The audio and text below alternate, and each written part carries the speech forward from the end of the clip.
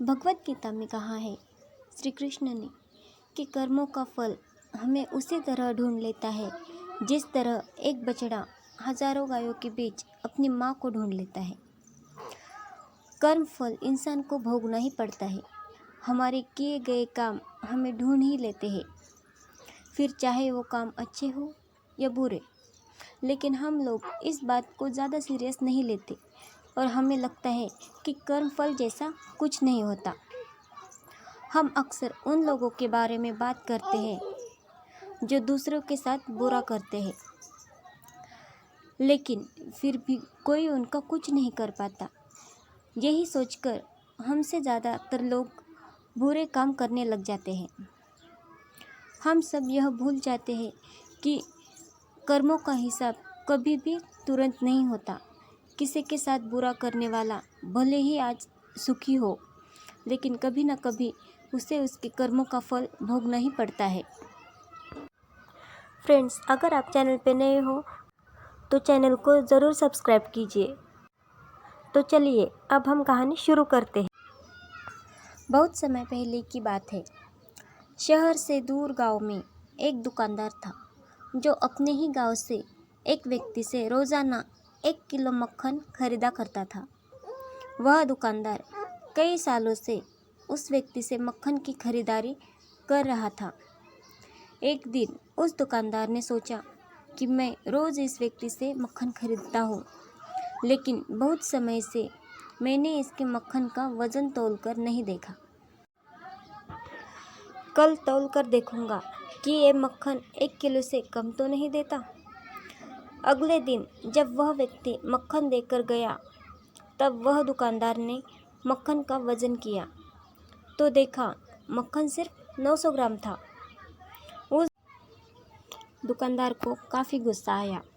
वह दुकानदार गुस्से में गांव की पंचायत के पास गया और उसने उस व्यक्ति की शिकायत कर दी। गांव की पंचायत बैठी और उस व्यक्ति को बताया गया कि तुम पर इस दुकानदार ने धोखे का आरोप लगाया है।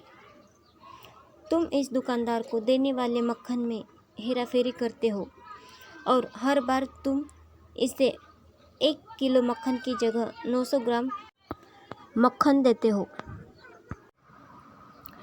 क्या तुम्हें अपनी सफाई में कुछ कहना है? वह व्यक्ति बोला, सरपंच जी, मैं तो एक गरीब आदमी हूँ। मेरे पास वज़न तौलने के लिए सही माप नहीं है। मैं रोज़ इस दुकानदार से अपने लिए 1 किलो गेहूँ खरीदता हूँ और अगले दिन उसी गेहूँ को तराजू के एक तरफ रख कर इस दुकानदार के लिए मक्खन तौलता हूँ। अब आपको जो भी पूछना है इस दुकानदार से पूछिए। पंचायत में बैठे सभी लोगों को पूरी सच्चाई समझ आ गई और उन्होंने उस दुकानदार को गांव से बाहर करवा दिया। यह छोटी सी कहानी हमें यह बात सिखाती है कि जैसे कर्म हम करेंगे उसका रिजल्ट हमें वैसे ही मिलेगा। हमारी चालाकी ही हमारा नुकसान कर देती है।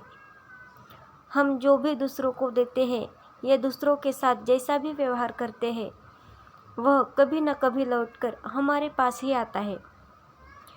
किसी के साथ अच्छा करोगे तो आपके साथ भी अच्छा होगा और उसी तरह किसी के साथ आप बुरा करोगे या किसी के बारे में बुरा सोचोगे तो आपके साथ भी बुरा ही होगा। जिस दुकानदार को अपने ही चालाकी से नुकसान झेलना पड़ा, उसी तरह हमें भी अपने कर्मों की वजह से कभी न कभी नुकसान झेलना ही पड़ता है। दूसरों के साथ हमें बुरा करके हमें 1, 2 या 10 बार बच सकते हैं, लेकिन एक न एक दिन उसका परिणाम हमें भुगतना ही पड़ता है। तो हम अपने कर्मों के फल से नहीं भाग सकते। बुरे करने वाले के साथ बुरा ही होता है, फिर चाहे वह आज हो या आने वाले 1 साल के बाद हो। उसी तरह अच्छा करने वाले के साथ अच्छा ही होता है। कई बार हमें यह लगता है कि दूसरों के साथ गलत करके हम बच जाएंगे, लेकिन ऊपर वाला हर किसी के कर्मों को देखता है और उनका हिसाब रखता है और ज़रूरत पड़ने पर हिसाब बराबर भी कर लेता है। तो इस भी गलत ना करो और ना ही यह सोचो कि उल्टे सीधे काम करके हम बच जाएंगे। ज़िंदगी को बेहतर तरीके से जियो, ईमानदार बनो। ज़्यादा कमाने या फिर सिर्फ अपना ही फ़ायदा देखने के चक्कर में किसी के साथ गलत कभी मत करो। एक बात हमेशा याद रखिए कि जो जैसा करेगा वो वैसा ही भरेगा। तो दोस्तों, ये स्टोरी आपको कैसी लगी? आई होप आपको ये स्टोरी अच्छी लगी होगी। और अगर अच्छी लगी हो तो वीडियो को लाइक कीजिए और अपने फ्रेंड्स के साथ शेयर कीजिए। और आप चैनल पे नए हो तो चैनल को सब्सक्राइब कीजिए और बेल आइकन को प्रेस कीजिए। Thanks for watching. Bye bye. एक जंगल में एक कौवा रहता था।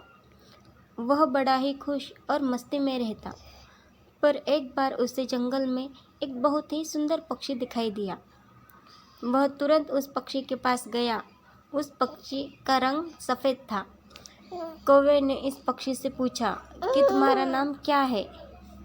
पक्षी ने हंसकर कहा, हंस। कौवा बड़ा खुश हुआ और खुश होकर कहा, यार, तुम तो बहुत सुंदर हो और तुम्हारा रंग भी सफ़ेद है। तुम्हें तो ज़िंदगी जीने का बड़ा मज़ा आता होगा।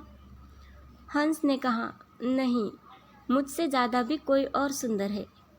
अब कौवा हैरान हो गया और कहा, वो कौन है जो तुमसे भी सुंदर है? हंस ने कहा, तोता। अब कौवा वहाँ से तुरंत उड़कर तोते के पास जा पहुँचा। अब कौवा उसे देखकर हैरान हो गया। तोते के गले का रंग लाल और तोता हरे रंग का था। कौवे ने उससे कहा, यार, तुम तो बड़े खुश रहते हो। तुम इतने शानदार जो दिखते हो। तोता मायूस हुआ और कहा, नहीं, मुझसे भी शानदार और सुंदर तो मोर है। अब कौवा वहाँ से उड़कर मोर को ढूंढने लगा। उसने कई दिनों तक मोर को ढूंढा, लेकिन मोर उसे नहीं मिला। लेकिन कुछ दिन बाद उसे पता चला कि मोर शहर में चिड़ियाघर में है। अब कौवा चिड़ियाघर पहुंचा और उसने मोर को देखा कि वह एक बड़े से पिंजरे में बंद है और बहुत से लोग इसके साथ फ़ोटो खिंचवा रहे थे। यह देखकर कौवे की थोड़ी जलन हुई। कौवा मोर के पास गया और कहा, यार, तुम्हारी ज़िंदगी में तो मज़े ही मज़े हैं। मोर उदास हुआ और कहा कि किस बात के मज़े? मैं भले ही दिखने में शानदार और सुंदर हूँ, लेकिन मेरी पूरी ज़िंदगी इस बंद पिंजरे में ही गुजरने वाली है। मोर ने कौवे से कहा, यार, तुम तो बहुत किस्मत वाले हो। खुले आसमान में जहाँ चाहे वहाँ जा सकते हो और अपनी ज़िंदगी अपनी मर्जी से जी सकते हो।